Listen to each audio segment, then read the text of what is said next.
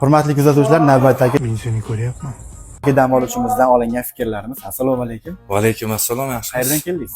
Shu Xongiston, Farg'ona tumanidan. Ha, sanatoriyamiz yoqyapti. Juda yoqyapti-da. Lichinalarga gap yo'q. Mana asar bochkalar olib chiqdik, orqasidan vannaga tushdik. Maza qildik. Juda yaxshi. Kelinglar sizlar ham damda olinglar. Sutki bo'lyapti. Bugun nechinchi kun? Bugun 7-kun xudo xolasa.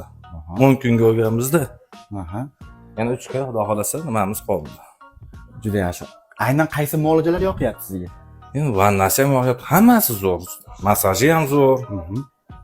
Parafinlar, foydasi zo'r, chotki xudo xolasa hammasi zo'r. Juda yaxshi. Tavsiya qilsangizga? Hamma tavsiya qilamiz, kelishsin, damda olishsin, ko'rishsin. Ayniqsa buni asar bochkaga tushsin, maza qilishar ekan. Xodimlarimizning muomalasi qalay? Chotki xodimlar muomalasiga gap yo'q lekin.